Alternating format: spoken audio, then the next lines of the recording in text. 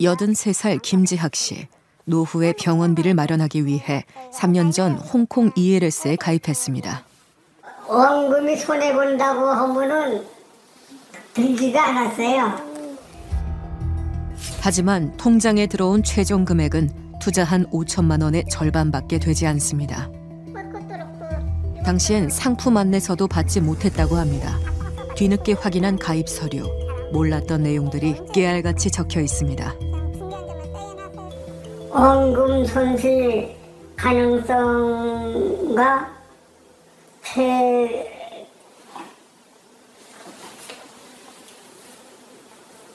최대 손실,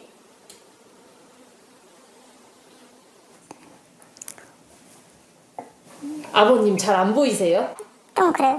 정확하게 이해할 수 이러한 눈도 좀 어두우신가 봐요. 안 보이세요? 조금 백내장도 있고. 조금 어두운 것 같아. 이거 읽어보지도 않았는데 그때 이게 다 읽어보라 해가지고 읽었으면은 가입하는 거는 보류했을 거예요. 근데 이거 읽어보질 않았어. 은행에서 상품에 관해 설명들은 시간은 20여 분 남짓. 이해를 못해도 가입은 일사천리로 진행됐다고 합니다. 신탁상품 모의성 거래 통해 원금손실 가능성 충분히 숙려하고 투자할 것, 시송 가능한 기한 및 방법에 안내드릴 예정입니다. 설명한 내용 이해되셨나요? 모르겠어요. 지금까지 설명드린 신탁상품의 계약, 핵심 투자의 내용, 원금손실 가능성, 상품의 부지와 성격 보수 및 수수료 조기 상환 조건, 예약이 해지 시약, 금융 소비자 우선보호 등에 대해 내용 이해되셨나요? 또 한 번의 확인 절차가 있었지만 ELS 상품의 위험성을 확인하는 과정은 형식적이었던 걸로 보입니다. 고객님의 추가 성향은 공격 수단입니다. 원금 손실 가능성에 대하여 직원으로부터 설명을 어떻게 들으셨나요? 그거 한다고 해가지고 했대. 그러시면 가입하신 상품에 원금 손실 발생할 수도 있다고 설명을 들으셨나요?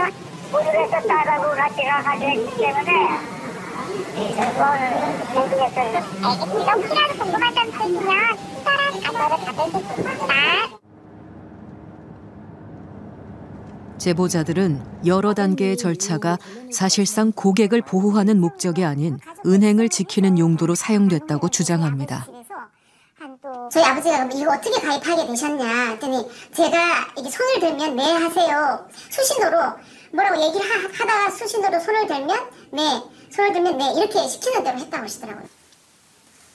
90대 아버지가 뒤늦게 딸에게 가입 당시의 상황을 토로했습니다. 뭐 녹음을 하는데 이게 보니까 혼자 뭐 나 알지도 못하는 소리 자꾸 짜짜짜짜짜짜짜짜짜짜 자꾸 하더라고. 자꾸 나한테 건의를 해가지고 그거 했는데 나는 주식이라 소리 했으면 원래 가입 안 하는데 그런 소리 일절이 없고 그저 좋은 상품 있다 자꾸 이러더라고. 그럼 난 너희만 믿고 내가 가입하는 기라. 가입 서류에도 석연치 않은 부분이 있습니다. 당사자가 작성해야 하는 부분의 필체가 아버지의 글씨와는 달라 보이기 때문입니다. 상품에 대한 초고 위험이라든가 원금 손실 위험이라든가 그다음 듣고 이해했다 이런 내용들은 그 은행 직원 글씨로 대피를 했더라고요. 우리가 만난 제보자들은 불완전 판매를 주장합니다. 제작진과 함께 서류를 검토하던 강할아버지 또한 아내의 가입 서류에서 이상한 점을 발견했습니다. 조기상환 판매 불가 여부 등 해당 상품의 특성을 충분히 이해하였음. 내 글씨 아니에요. 사인은. 그리고 이제 이렇게 이것만 쓰라고 그랬나 봐. 이것도 아닌데? 이거 다 아니야 이거. 아니야 이거. 이제서야 투자의 위험성에 대한 문구를 따라 적습니다. 가입 서류와 확연히 다른 글씨체. 절차가 제대로 지켜졌다면 지금과 같은 일이 벌어졌을까? 설명 의무라는 것은 결국 개별 투자, 당해 투자자가 그 투자 상품의 구조와 위험성을 구체적으로 알 수 있을 때까지 설명을 해야 되고 설명을 하지 못하면 투자 권유가 금지가 됩니다. 고객에게 이곳에 체크하세요라고 하면서 그런 식으로 서류를 작성했다고 한다면 그 자체로 설명 의무 위반입니다. 우리는 주요 은행의 입장을 물었습니다. 하지만 모두 답변을 피했습니다. 일단 저희 쪽에서는 그 답변을 일부를 하는 게 맞는 것 같다는 의견이에요. 그래서 저희가 이제 감사를 받고 있어요. 네네. 예, 그래가지고 그거 좀 양해를 부탁드리면 어떨까. 정부기관에서 발표하지 않았는데 은행에서 워딩이 나간다는 게 되게 좀 조심스럽긴 합니다. 수소문 끝에 전현직 은행 종사자들의 이야기를 들을 수 있었습니다. 완전 판매 절차를 진행하는 건 비현실적입니다. 첫 번째로 고객의 투자 성향을 파악하는데 원금 손실도 괜찮죠? 라고 물어보면 100이면 100 다 싫다고 하죠.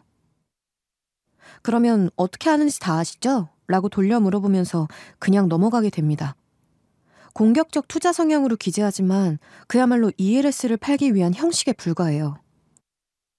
이 제도가 정말 소비자를 위한 거냐고 묻는다면 오히려 은행원을 피곤하게 만드는 행위라고 생각합니다. 유리한 점을 부각하는 경우가 많았다고 고백하는 전직 은행원. 그 과정에서 위험성은 축소됐다고 합니다. 그러니까 원금 손실이 날 수 있는 상품인데 원금 손실이 날 수 있는 그 가능성이 거의 없어요. 라는 식으로 얘기를 해요. 그러면은 은행원은 원금 손실 납니다라고 안내를 한 거고 받아들이는 고객 입장에서는 확률이 거의 없다고 하니까 아 이건 원금 손실 안 나는구나 라고 받아들일 수가 있다는 거예요. 하지만 답답한 심정도 호소합니다. 홍콩 ELS 가입자의 90% 이상이 과거에도 투자 경험이 있는 소위 재투자자기 때문입니다. 아무리 형식적이라고 해도 가입자는 원금 손실이 있다는 내용을 육성으로 읽고 자필로 적어요. 그리고 사후 전화를 통해 의사를 재확인하고 최종적으로 금융상품 가입이 확정됩니다. 이렇게 중복 확인을 하는데도 손실이 날 줄 몰랐다고 주장하는 건 말이 안 되는 면도 있어요. 그러나 과거의 투자 경험 역시 원금 손실 가능성을 알지 못한 채 이뤄진 것은 아닐까. 반복된 이익을 통해 은행을 더욱 신뢰하고 ELS를 안전한 상품으로 믿어버리는 결과를 초래했다고 전문가는 말합니다. 처음부터 안전하다고 전쟁이 나지 않으면 나라가 망하지 않으면 삼성전자가 부도가 나지 않으면 이 상품은 원금이 손실되지 않는다고 판매를 했어요. 그리고 6개월 뒤에 종기 상환이 이루어졌어요. 직원들이 이거 다시 재투자해라. 재가입을 했어요. 이런 식으로 횟수가 늘어나는 게 은행을 말을 더 믿을 수밖에 없는 거죠. 특히 고령 가입자들은 막막합니다. 청소일을 하며 모은 전 금융자산을 홍콩 ELS에 투자한 전옥선 씨. 사실 전 할머니는 글을 읽고 쓸 줄 모릅니다. 가입 서류에 적힌 내용을 과연 이해할 수 있었을까? 이건가? 에? 에? 이렇게 뭐 이렇게 줘? 시점이라고? 뭐 어떻게 쓰는 거가? 이렇게 하고 이렇게 하고 하는 거요? 에? 1억 4천을 한 날에 녹취 하나로 2개를 가지고 쓰는 거예요. 서류에도 이름 사인만 봐도 이 글에 되게 서툰 분이라는 거를 본사에서도 분명히 알았을 텐데 왜 자꾸 그렇게 했는지 저는. 금융 취약계층의 이해를 돕기 위한 여러 장치들은 마련돼 있습니다. 하지만 제보자들은 제도가 유명무실했다고 분통을 터뜨립니다. 너무 노인들한테는 그걸 그렇게 할 때 뭐 지정인이 있어야 되지 않아요? 근데 이게 이제 지정인을 지정하실 분들은 여쭤보고 하시겠다고 하시면 하시고 아니시겠다고 하시면 저희 내부 통제자분이 오셔갖고 확인을 하시거든요. 가입을 하시는 게 맞는지 설명을 잘 들으셨는지 확인을 하시고 그다음에 진행을 하시는 거예요. 뭐 지점장한테 가지고 무슨 알아들었어요 뭐 그리고 내가 네 하라고 해서 네 하고 했는데 그래서 나는 그게 또 그전에 안 건데 또 그거 이상하더라. 그랬거든요. 그랬더니 아유 그거는 그 의무 뭐가 해서 그런지 그런 뭐 뜻이라고 아니라고. 그런데 내가 그 사람들의 말을 듣지 내가 누구를 말 듣겠어요. 코인 투자 후 평범했던 노년의 일상은 달라졌습니다. 몇 달 전 집 규모를 줄여 월세집으로 이사했다는 황은정 씨. 눈을 뜨자마자 투자한 P코인 시세부터 확인합니다. 3.31이라고. 거래량도 없고. 지금 시세는 얼마예요? 지금 시세로 하면은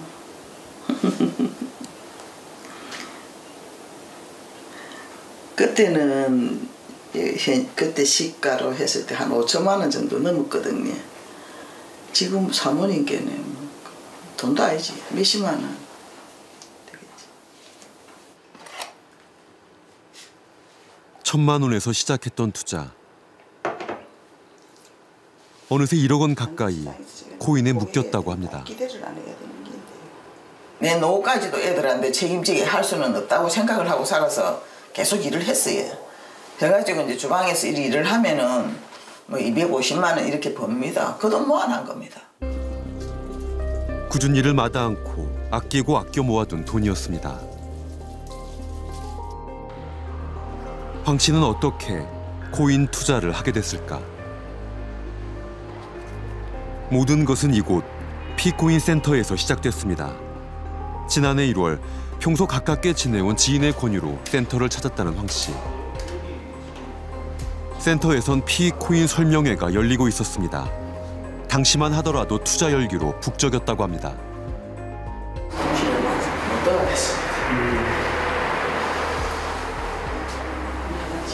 센터는 어디로 갔을까? 같은 건물 상인에게 물었습니다.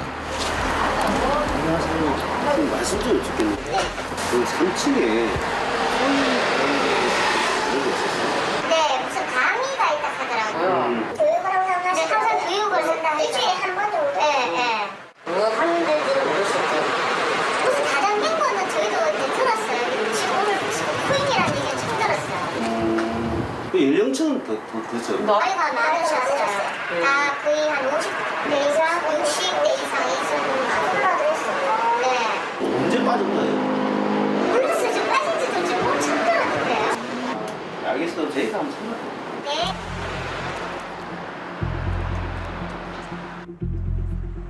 투자 후 2년, 황 씨는 오른다던 코인 가격이 왜 폭락했는지 그 이유만이라도 알고 싶습니다. 황 씨가 코인 투자를 결심하게 된 건 센터에서 만난 약사 때문이었습니다.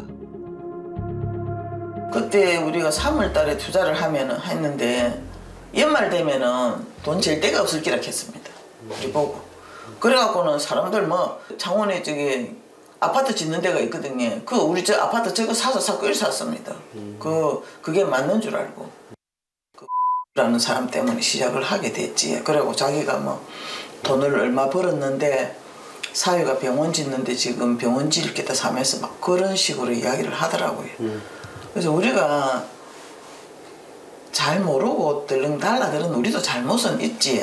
그래도 약사라는 그 사회적인 지위가 있으니까 전부 우리가 믿은 기지. 황 씨를 비롯한 투자자들은 투자금을 센터로 보냈습니다. 센터는 코인 투자가 낯선 노년층을 대신해 코인 구매를 해줬습니다. 센터 측은 다양한 방법으로 노년층 투자자들을 끌어모았습니다. 와가지고 50명이면 30명, 40명씩 1인 모의가 있는데 소고기 쏘고 이래 보여서 우리 못 사는 사람들 소고기 한 묵기도 힘든데 약사를 하는 사람이 확 쏘고 몇백만 원 쏴가보고 막 이런 개념이에요. 그래서 돈 되기는 되는갑다 이제 이 생각을 한 거지. 텐텐백이라는 이 카톡방을 운영하고 있어요. 텐텐백. 센터 측에선 텐텐백이라는 SNS 대화방을 개설해 설명회에 온 사람들을 초대하기도 했습니다. 코인 투자로 수익을 올려 고급 외제차를 사고 집을 넓혔다는 등 투자 성공 사연이 각종 사진과 함께 올라왔습니다. 연말 가면 10만 원이 된다는 거예요, 한 개가. 지금 3천 원이 코인이 10만 원이 될 거다 이거예요. 10만 원을 10만 개 모이면 100억이 된다 이거예요. 그 100억이라는 환상에 빠진 거죠. 투자자가 몰리면서 서버가 다운될 정도였다는 P코인. 하지만 몇 달 안 돼 시세가 폭락해버렸습니다. 그런데 우리 같은 사람은 아예 모르잖아요. 전화기라든지 컴퓨터 이런 걸 전혀 모르니까 우리가 팔려고 하면은 가격도 올라갈 거니까 좀 이따 팔아라 이런 식으로 이제 계속 일주일에 한 번씩 와서 계속 그런 설명을 하는 거라요. 그래서 이제 빨리 팔면 안 되겠네. 조금 더 올라가면 팔자. 그래가지고 못 팔고 또 좀 조합이 된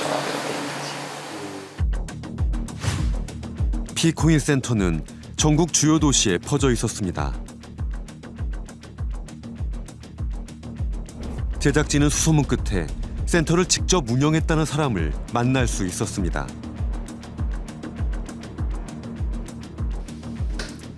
투자자들의 구매 업무를 대행했던 센터. 그런데 센터 운영자들은 자신들도 출발은 투자자였다고 털어놨습니다. 평생 연금처럼 가보다라고 하셨기 때문에 이건 2억 정도 더. 투자자였던 그들은 왜 주변 사람들을 끌어들이고 센터까지 운영하게 됐을까? 이유는 바로 다단계였습니다. 회사가 독보적이고 독자적인 플랫폼이니까 그럼 정말 가능성이 높은 거예요. 이 다단계 회사, 우리가 그렇게 좋아하는 다단계. 피코인 업체는 투자자가 새로운 투자자를 모집해오는 다단계 마케팅으로 영업망을 확장했습니다. 투자자를 끌어온 사람에겐 적지 않은 수당이 지급됐습니다. 그 사람이 투자한 거에 8% 정확하게 말씀드리면 들어온 사람의 60-70%가 수당으로 풀린 거예요. 그 플랜을 짠 사람들이 몇 명이에요. 그러면 구조를 마케팅 구조에 더 치려는 거예요, 이 회사는요. 공식적으로 알려진 수당은 4종류. 조직의 어느 위치에 있는지에 따라 차등 지급됐습니다. 이게 중복 지급이에요. 그러면 하루에 받는 게 6천만 원 이상 받는 거죠. 당이 장선적으로 갈수록 수당액은 엄청 많죠, 지금. 투자액의 상당 부분은 수당으로 지급됐다고 합니다. 수당은 조직의 윗단계로 갈수록 많아지는 구조. 피코인 업체는 다단계 중간책인 각 지역 센터를 통해 여행권이나 자동차까지 경품으로 내세우며 투자자 모집에 열을 올렸습니다. 6천만 원 넣은 거를 20일 만에 내가 원금 찾을 수 있어. 그 다음에 나오는 건 다 수익이야. 눈에 보여. 불나방이 막 모여들듯이 사람들이 모여드는 거예요, 그렇게. 하지만 코인 가격의 폭락과 함께 다단계 피라미드도 무너졌습니다. 상위 일부에 집중된 수당 배분 구조는 하부 투자자들에겐 치명적이었습니다. 자신들의 거래소에서 가상화폐를 만들거나 투자하는 등 수개월 내 3배의 수익금을 보장하겠다며 회원들을 끌어모았습니다. 가상화폐에 대한 관심과 투자 열기가 여전히 뜨거운 가운데 관련 사기도 기승을 부리고 있습니다. 가해자와 피해자가 뒤얽힌 피코인 투자 피해는 전국에서 속출하고 있습니다. 대장암 3기 판정을 받은 후 병원 생활을 전전해온 임석현 씨 역시 피코인에 투자했습니다.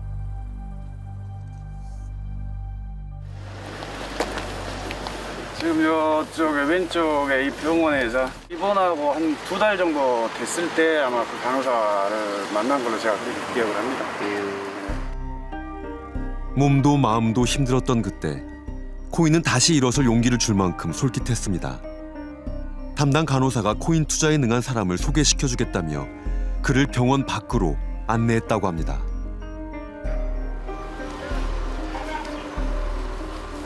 커피숍이 여기 커피숍이었네요. 예. 여기에서 만나가지고 간호사가 병원에 입원했을 당시에는 외부 사람들 출입도 못하고 그런 상황이라 여기에서 만나가지고 우리가 커피숍에서 만나가지고 처음에 설명도 듣고 처음에 미팅하면서 여기서 그냥 첫 가입을 입문하기 시작을 했던 것이죠. 병원과 가까운 커피숍에서 이어진 만남. 피코인 전문가들이 직접 찾아왔다고 합니다. 이런 걸 보여주면서 하니까 제가 믿었죠. 이렇게. 코인 투자를 선뜻 결정한 임 씨에겐 그만한 사정이 있습니다. 임 씨 같은 암 환자들에겐 큰 효과가 있다는 새로 나온 면역 치료를 피코인으로만 결제할 수 있다는 정보 때문이었습니다.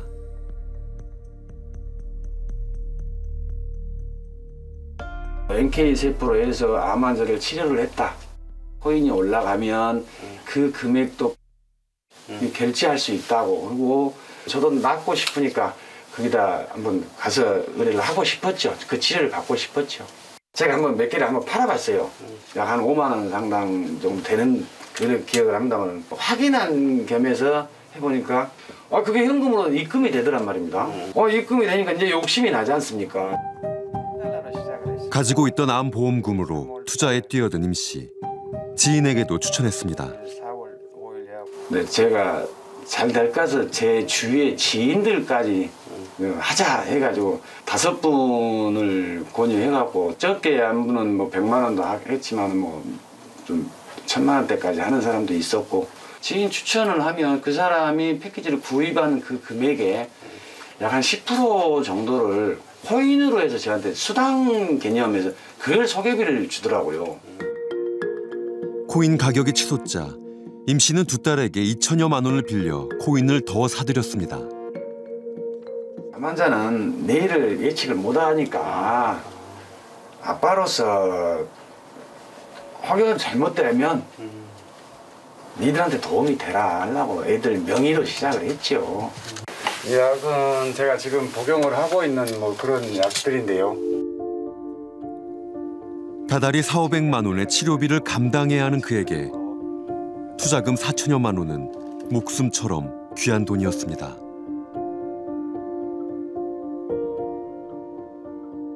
코인으로 병원 치료를 받았던 케이스는 모르시죠? 전혀 뭐 받았다까지는 사실 들어본 사람이 없습니다.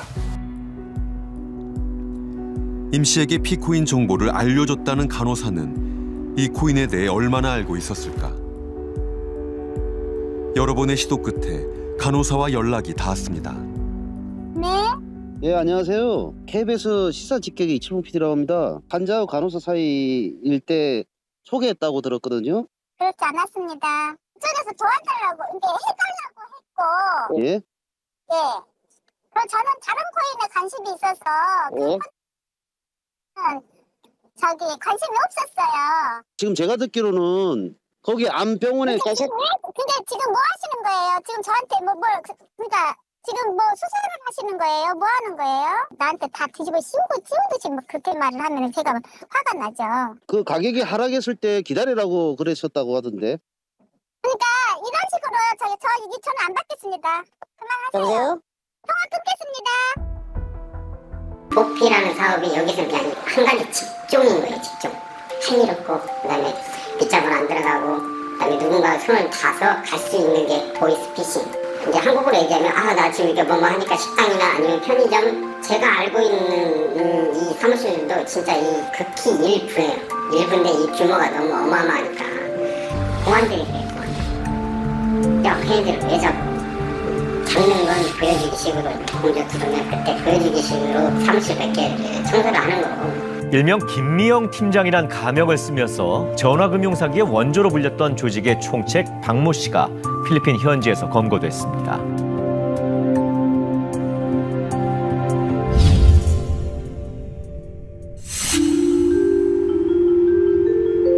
저도 이제 오래 안 하고 이제 자수할 거 크게 뭐 바라는 건 없어요. 이 장례가 깎아 볼까 싶어서.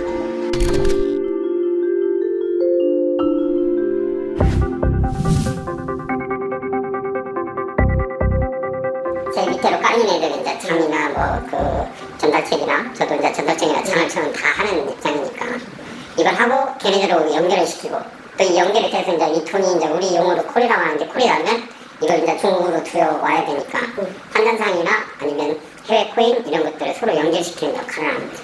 우리 이 큰 사무실 이 분산된 사무실 대가리에 있는 거죠. 맨 위에. 이게 그 오너라고는 아니고 여기는 제 위에는 한치 중국에 있으니까 그게 우리 이로 그냥 팀장이라고 소개를 다 하죠.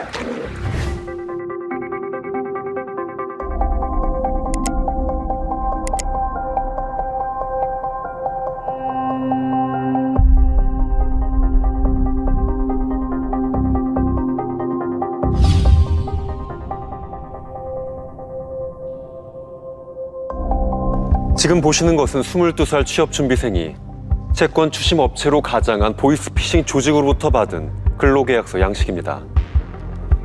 부동산 경매회사로 가장한 이 또 다른 조직은 회사 홈페이지에서 채용 신청서를 핸드폰으로 다운받아 작성하라고 지시합니다. 얼핏 평범한 취업과정 같지만 이런 평범한 사진이나 파일 하나만 잘못 다운받아도 좀비폰이 될 수 있고 협박에 노출될 가능성까지 생깁니다. 좀비폰인가? 그거는 어떻게 이용되는 겁니까? 예를 들어서 뭐 회사면 뭐 근로계약서 같은 거 써야 된다. 그러면 폰에 보이는 건 근로계약서지만 이 그림을 보는 순간 그 폰은 준비가 모든 거예요. 끝난 거예요. 그다음에 뭐 이거 해야 되니까 그 전자설명해야 돼요 하고 뭔가를 이제 그 알 수 없는 출처 이거 푸는 순간 그 폰은 이 중국에서 24시간 조정이 된다고 보시면 돼요. 그런데 이제 URL이나 이런 것들은 일단 구전 방식이고 지금은 문자로도 날아가고 도메인이 문자로도 날아가고 그다음에 이 앞에 보이는 이 그림장 자체를 내가 원하는 사진, 원하는 동영상을 넣을 수가 있어요.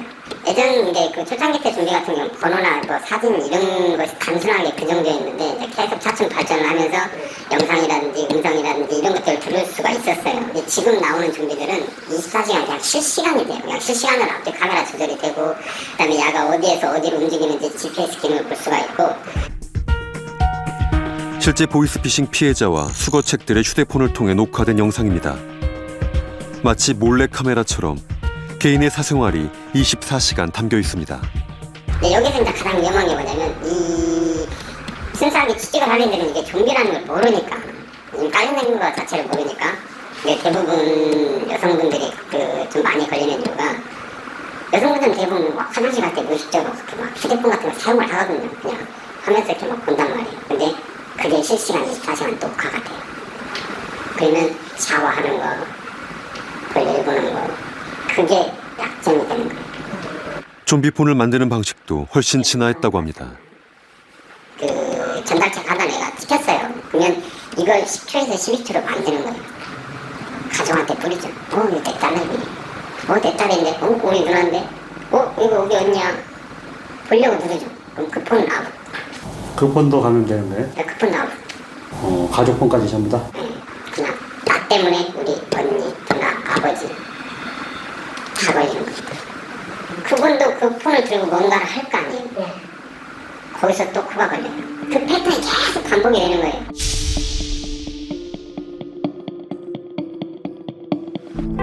실제로 시사직격이 입수한 대화 내역입니다. 보이스피싱이라는 걸 뒤늦게 알게 된 수거책이 이런저런 핑계로 일을 망치자 다른 범죄들까지 묶어서 경찰에 넘기겠다고 협박합니다. 하다가 꿈을 깨도 스톱을 할 수가 없어요. 예를 들어서 한두 개 성공을 하고 이제 꿈을 깨고 나 이거 못하겠어 하면 이쪽에서 이제 협박 비슷하게 들어가요. 그러니까 가장 대표적인 게 너 이거 지금 네 뭔 돈인데 지금 네가 했던 일은 실은 이렇게 해서 보이스피싱이요. 내가 너 이거 자료 검찰에 던질 거야. 경찰에 던질 거야. 그러면 이거 그냥 네가 했던 거 내가 이거 이 자료 싹 지워줄 테니까 한 번만 하자. 한 번 이런 식으로 끌고 가다가 검거가 되는 거죠. 일단은 이 나이 드신 분들이나 뭐 하는 분들은 일단 생각이라는 것 자체를 해요. 이게 뭐 이런 것도 한번 생각을 하는데 젊은 층들은 이게 아직 사회 경험이 적으니까 우리 멘트가 잘 먹혀요. 지난 2달간 시사 직격이 접촉한 인간 대포 통장 살해자들은 모두 21명. 부동산 경매일을 배우고 싶었던 아이 엄마, 대학을 졸업하고 경찰 공무원 시험을 준비했던 남성, 군대를 제대한 지 2달 된 20대 청년에 이르기까지 하나같이 우리 곁에 평범한 시민들이었습니다. 무엇보다 범죄 조직은 이들을 철저히 속이기 위해 각본도 준비해두었습니다.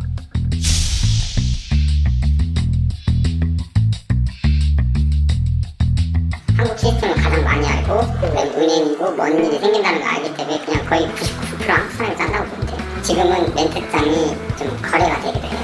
비싼 것들은 30만 원, 한국 돈으로 5천만 원을 팔아요. 쉽게 얘기해서 그 가장 대표적인 것이 정부, 그다음에 뭐 이런 것들 구인 광고를 낼 수 있는 모든 사이트는 다 이용이 돼요. 그 안에 이 직원을 구하는 광고가 빠지는 데가 없어요. 단 한 것도. 예, 솔직히 얘기하면 그 중에 한 70% 정도는 진짜 순수 피해자들이고 30% 정도는 이걸 알고 시작하는 애들도 있어요. 그다음에 여기서 멘트 자체가 다 만들어지니까 멘트를 들으면 사람이 속을 수밖에 없거든요. 실장님이 제 담당이 아니고 다른 분이 담당자 계시네요. 저희 직원이 한 50명 돼요. 팀이 지금 4개 팀이 있어요. 저는 이제 그 직원을 이제 그 해서 상담해가지고 각 팀 배정해지고 총괄 관리하는 사람이에요, 제가. 요즘은 코로나 때문에 거의 비대면 면접으로 진행하고 있습니다. 제가 카톡 추가해서 업무 내용이랑 필요한 서류 하지만 제출해 주실게요. 일단 이 취직을 해도 얘네들이 의심을 많이 해요. 피해자들이 의심을 많이 하는데 그럼 사무실이 어디예요? 전화번호가 어디예요? 그룹부터 전화번호 뭐 02부터 대표번호까지 세팅이 안 되는 번호가 없잖아요. 휴대폰까지 그냥 전화 걸면 다 그 외국이라는 게 발신이 안 되게끔 세팅이 되니까. 그 다음에 코로나 이런 식으로 얘기를 해서 이거 일단 한 번 하면 우리 사무실로 불러드린다고 얘기를 하죠. 얘네들은 일을 하면 사무실 가서 뭐 취직을 하고 사무직을 보내 이런 마음을 갖고 움직이는 거죠. 이제 움직였는데 지켜야겠습니다. 코가 튀는 거죠.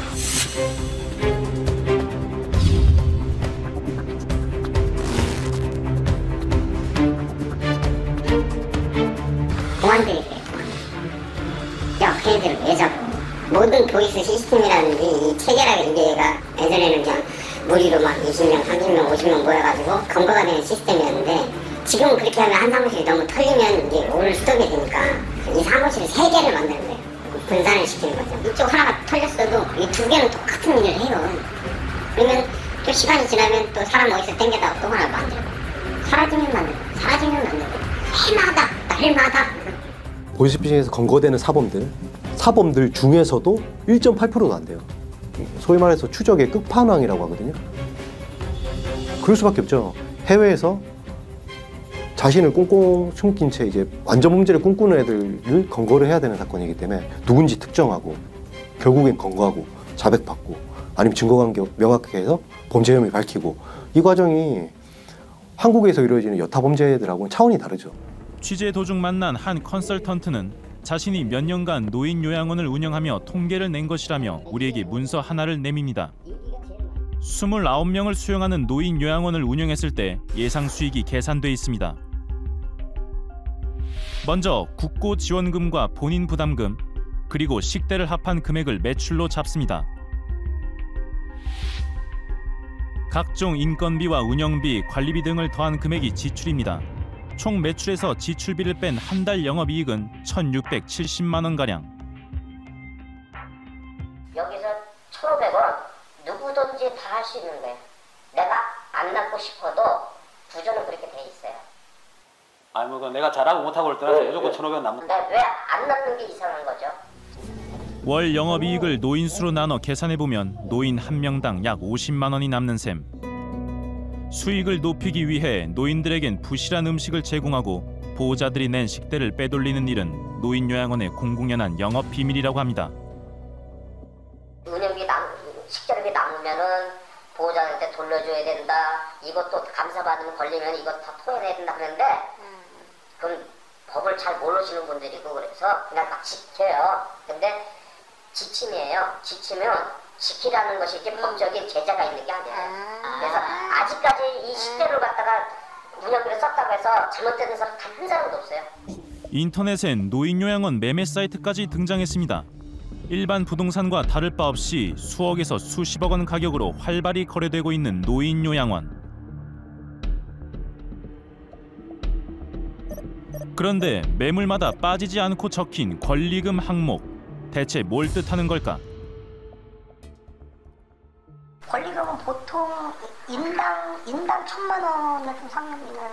그 1,000만 원 속에는 시설비도 포함되어 있기 때문에 1,000이라는 거죠. 걔도 한 번 입수하면 거의 시설은 돌아가실 때까지 되시잖아요.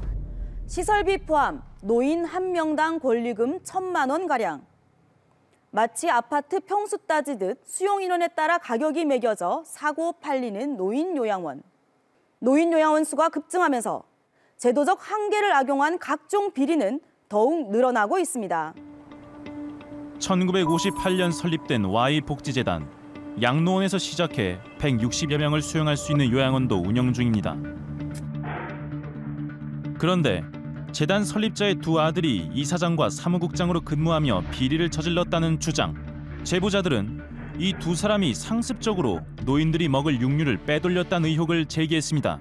사모분장은 본인이 갖고 가고 집에 갖고 가고 이 사장이 먹고 싶다 하면 여기서 갖고 가서 또 드시고, 그러니까 집에서 개인적으로 사는 게 아니고 여기서 모든 직계 가족들은 여기서 고기를 다 갖고 가는 거죠. 일부만 어르신들이 드시고요. 그 나머지는 직계 가족이나 친인척분들이 다 드신다고 보십니다.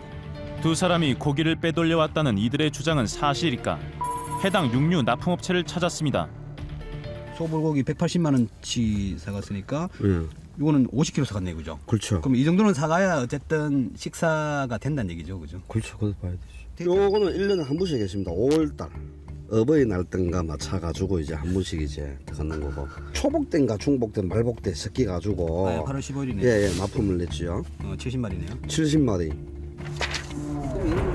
그런데 이외에 재단 측이 가져간 육류의 수량이 좀 이상했다는 납품업자.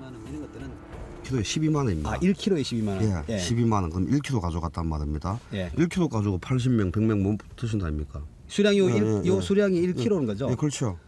그다음에 1kg. 그렇죠. 예. 안창살. 예, 안창살. 수당 5만치 해돌라 5만치 해가지고 포장해 그냥 봉지 담아가 주는 거죠. 이거는 재단에서 먹기 아닙니다. 개인적으로 다 하는 겁니다. 재단 측이 사적으로 가져간 것으로 보이는 육류값은 얼마나 될까? 2016년 Y재단의 육류비는 약 4,200만 원. 납품업자의 주장에 따르면 이 중 약 80%인 3,300만 원가량을 사적으로 사용한 셈입니다. 그런데 더 충격적인 건 이 재단이 노인들의 죽음까지도 돈벌이 수단으로 악용했다는 의혹입니다. 어르신이 사망을 하거나 이러면은 위에서 지시가 와요. 어느 정도 지정되는 장례식장으로 보내라. 거기 가서 이제 이 어르신의 통장 상태, 일단 장고 상태를 보고 거기에 걸맞게 이제 장례를 치르는 거지. 그 장례를 치르고 거기에 특정하게 40%를 이제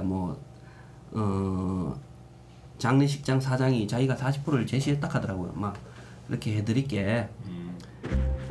장례 비용에서 최대 40%가량을 현금으로 되돌려 받았다는 일종의 불법 리베이트 의혹. 주로 연고가 없거나 보호자들의 관심이 적은 노인이 대상이 됐습니다. 그들이 사망할 경우 장례를 맡아 치렀다는 재단 측. 실제 장례비보다 많은 돈을 지불한 후 40%가량 돌려받는 수법을 썼다는 겁니다. 제보자는 우리에게 장례식장 사장과의 대화 내용을 들려줬습니다. 그래가지고 대충 남는 건 한 어느 정도 됩니까? 별도금액 빼고 320만 원이잖아요. 제주 말고에 140%를 드리려고 합니다. 이분이 실제로 2017년 7월 요양원 통장에는 장례식장 사장이 약 152만 원을 입금한 기록이 남아 있습니다. 그 전날 요양원이 장례를 치르고 지불한 장례비는 약 380만 원. 이 중 장례식장에서 152만 원을 요양원으로 되돌려준 것으로 보입니다. 정확히 총 금액의 40%입니다. 제보자들은 흔적이 남지 않던 불법 리베이트 의혹이 이 때문에 꼬리를 잡혔다고 주장합니다. 또 다른 노인이 숨진 후 제보자와 장례식장 사장이 나눈 대화에도 이 같은 얘기가 언급됩니다. 토탈 액수가 얼마지? 150을 언제 줬어요? 오늘 아침에 제가 받으러 왔어요. 사무실에 오셨어요. 불법 리베이트 의혹에 관해 장례식장 사장에게 입장을 물었습니다. 리베이트도 아니죠. 밥 한 그릇 먹으라고 돈 1-20만 원 준 게 리베이트입니까? 밥 한 그릇 먹으라고 1-20만 원 주신...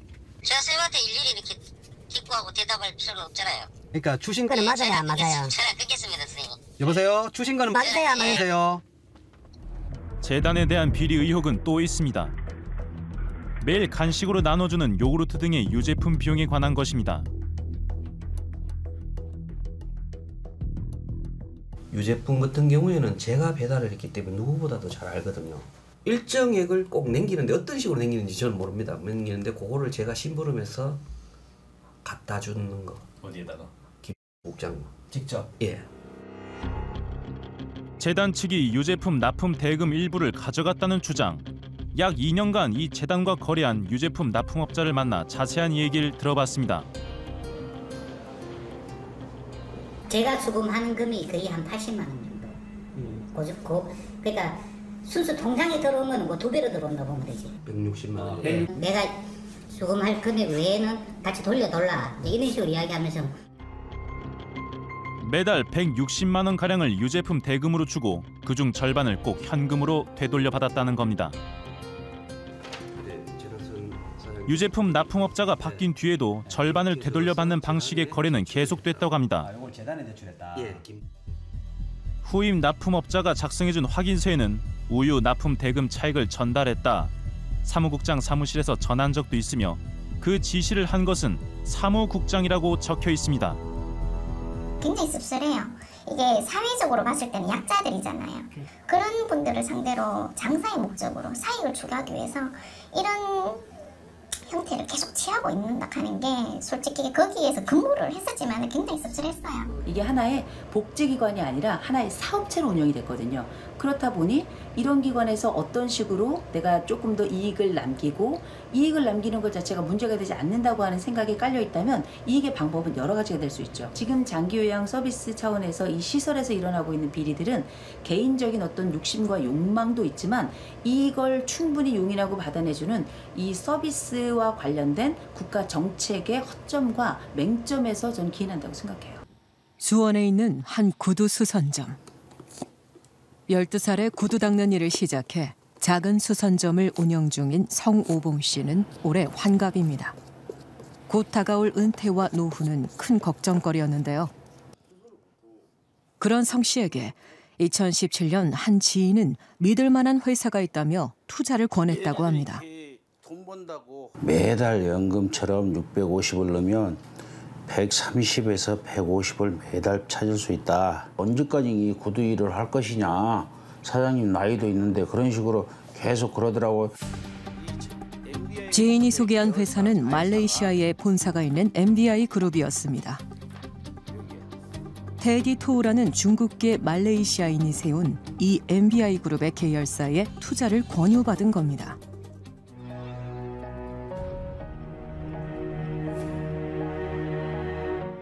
현재 무섭게 성장하고 있는 중국의 경제는 어마어마한 화교 자본이 밑받침이 되고 있다는 것을 많은 분들이 이미 알고 계실 겁니다. 제가 소개해드릴 화교 자본의 핵심으로 떠오르고 있는 회사가 하나가 있습니다. 금융 선진국으로 알려진 말레이시아에 위치한 MBI라고 하는 회사입니다. MBI사의 성장의 핵심에는 엠페이스라는 SNS 회사가 있습니다. 엠페이스는 전 세계 최고의 SNS인 페이스북과 동일한 플랫폼을 가지고 있습니다. 엠페이스는 말레이시아 50세 CEO 테디 토우가 만든 페이스북과 동일한 SNS 플랫폼입니다. 2014년 말 기준 4억 5천 명 유저를 확보하고 있으며 2016년 나스닥 상장을 목표로 하고 있습니다. 에어아시아나 광고를 해가면서 MBI 그룹의 계열사가 만든 SNS 플랫폼에 투자하면 고수익을 올릴 수 있다는 건데 처음에는 믿음이 가지 않았다고 합니다. 말레이시아에 있는 회사에서 비행기표가 3장이 나왔는데 지네 부부가 둘이 가고 한 장이 남으니 같이 가자. 이렇게 저희한테 설득을 했어요. 반신반의하는 마음으로 말레이시아로 향한 성호봉 씨는 2017년 공항에 도착해 깜짝 놀랐습니다. 비행기와 트램마다 MBI 그룹의 광고가 가득했습니다. 도심으로 향하는 톨게이트에도 MBI 그룹과 MBI 그룹 계열사들의 광고를 확인할 수 있었습니다. 이제 여기 MBI 회사라고 가서 처음에 가서 사진을 찍었는데 그때는 뭐 좋아서 이렇게 진짜 회사가 있구나. 쇼핑몰과 건설, 리조트, 관광 등 말레이시아 곳곳에서 MBI 그룹의 규모를 확인할 수 있었습니다. 우리나라 삼성은 70년이 됐어도 계열사가 47개밖에 안 되는데 MBI는 불과 몇 년 안 됐어도 100개 계열사가 넘는다. 그러니 누가 먼저 망하겠느냐. 삼성이 망해도 MBI는 안 망한다. 이렇게 말레이시아 현지들 강의를 했어요. 말레이시아를 여행하며 의심과 불안은 확신으로 바뀌어갔습니다. 여행 마지막 날에는 100여 개가 넘는 계열사를 거느린 MBI 그룹의 창립자 테디 토우를 직접 만나기도 했습니다. 서울로 돌아온 뒤 자세한 투자 방법이 궁금했던 성우봉 씨는 지인에게 MBI 사업에 대해 잘 안다는 전문가를 소개받았습니다. 8층 803호에서 여기서 강의를 했던 겁니다. 그래서 사람들이 주차하기 좋고 아파트에다 이런 데다 다 주차해놓고 다 이런 데다 주차해놓고 이렇게 사람들이 다 들어왔어요. 우리도 초창기에는 야 교수 집이 여기 와서 이런 집에 살구나. 안에 들어가면 평수가 굉장하고 이 동이 다 그래요. 평수가 다 크대요. 대학 교수인 배진호 씨는 자신의 집으로 사람들을 불러 MBI에 대해 직접 강의를 했습니다. 어떻게 이게 투자가 되고 어디서 수익이 나서 줍니까? 그랬더니 상장이 지금 현재 안 되고 있기 때문에 상장이 될 때까지 수익을 GIC라는 GIC라는 주식 개념 그걸로 보너스를 주니 그걸로 수익을 내라. 엠페이스의 광고권을 구매하는 유료 회원들에게 MBI사의 CEO 테디 토우는 회사의 지분과도 같은 GRC를 선물로 증정하며 이 GRC는 GRC 성장 프로그램이라는 것에 의해 그 가치가 지속적으로 상승되고 전 세계 많은 나라에서 증가되는 회원들끼리 서로 GRC를 매수함으로써 그 가치를 상승시켜 나가는 것이 GRC 성장 프로그램의 핵심입니다. 광고권 대신 선물로 준다는 가상화폐 GRC는 어떻게 수익을 내는 것일까? 처음 200원으로 시작한 GRC는 꾸준히 가격이 올라 400원에 이르면 액면 분할을 통해 GRC의 개수가 늘고 가격은 다시 200원으로 떨어집니다. 6개월에 한 번씩 이런 액면 분할의 과정을 거치니 투자금을 빼지 않고 넣어만 두면 당연히 수익을 볼 수밖에 없는 구조라는 겁니다. 투자자는 늘고 사무실도 생겼습니다. 이게 긴 겁니다. 이게. 이 자리예요? 네, 이 자리예요. 이게 여행사 간판을 달아놓고 이거를 했던 겁니다. 2017년 당시 수백 명의 투자자들이 오고 갔다는 MBI 사무실. 그리고 이제 여기서 세미나가 끝나면 여기가 다 식당 갑니다. 식당 가면 여기서 다 밥을 먹여요. 투자자의 대부분은 성호봉 씨와 같은 60대 이상의 노년층이었습니다. 다 돈 찾아오라면 우르르 내려갑니다. 그래갖고 현금으로 다 찾아옵니다. 5만 건으로. 제가 그게 한두 번 본 게 아니에요. 그리고 돈 쉬는 기계가 2대 있었습니다. 기계가 2대. 2대에서 드르륵 돈을 쉽니다. 2018년 여름 사업을 확장하겠다며 성호봉 씨 가게 앞에 새로 문을 열었던 사무실도 개업 2달 만에 문을 닫았습니다. 거기 지어졌네, 낙하로. 이제 여기는 폐쇄돼가지고 지금 이제 문 닫고 이제 도망간 상태죠. 네. 회사 관계자들은 연락이 되지 않고 바로 현금화가 가능하다던 GRC도 휴지 조각이 됐습니다. 2년간 넣은 투자금은 한순간에 연기처럼 사라졌습니다. 저희 2억 정도 들어갔습니다. 제가 이거를 12살 때부터 사회생활 나와서 이거 냄새난 구두 닦아서 30년 이상 번 돈인데 지금 하루아침에 길바닥에 지금 내앉게 생겼어요. 회사가 갑자기 문을 닫은 까닭은 무엇 때문일까? 2018년 당시 MBI 투자 강의를 했던 배 교수를 만나보기로 했습니다. 지금 저희가 그러니까 지금 현재 직무정지 상태시고요. 예. 예, 그래서 지금 아직은 신문상 이제 저희 현재 소속은 되어 있습니다만 현재 지금 직무정지 중이십니다. 현재 직무정지 상태로 대학 강의는 하고 있지 않다는 배 교수.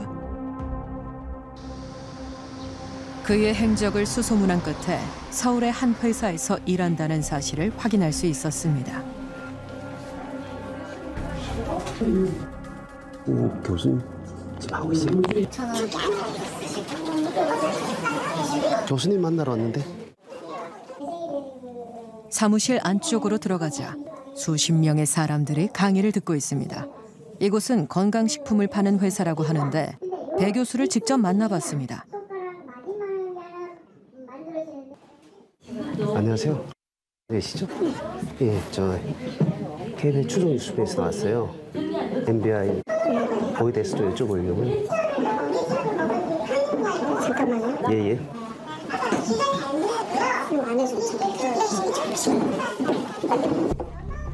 잠시만 기다려달라는 배 교수.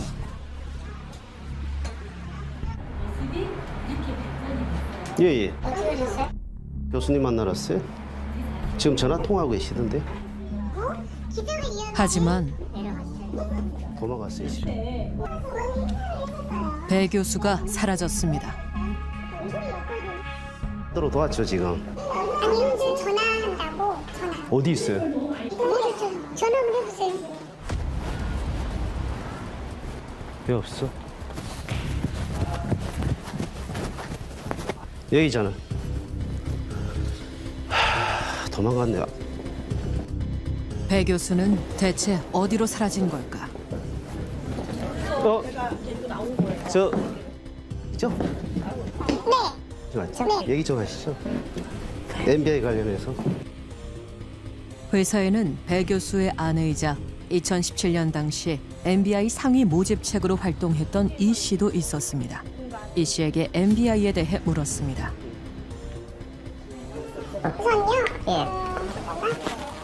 이거 취재를 제가 안 해도 되는 거잖아요?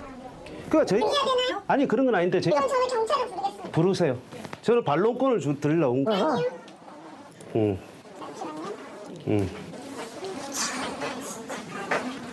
도망가시는 건 아니죠? 취재 요청을 하자 경찰부터 부르겠다는 이 씨. 이렇게 하세요. 다시 연락을 해갖고 약속을 잡아서 하시면 되지. 아 전화를 안 받고 연락이 안 돼? 그러니까 되면 하면 되는 거예요. 왜 떳떳한 반론권을 드리겠다는데 왜 안? 네, 받겠습니다. 이 씨는 결국 취재를 거부했습니다. 그렇다면 배 교수와 아내 이 씨가 함께 일하고 있는 이 회사는 과연 어떤 곳일까? 회사 관계자를 찾아가 배 교수와 아내 이 씨에 대해 물었습니다. 두 분은 여기서 어떤 관계예요, 그럼? 씨가? 사업자 사업하시는 분이에요. 그러니까 여기 소속된 거잖아요, 그죠? 소속돼 있는 게 아니라 여기는 프리하게 사업 네트워크 아시잖아요. 그렇죠. 다단계 판매. 예, 예. 다단계 판매원.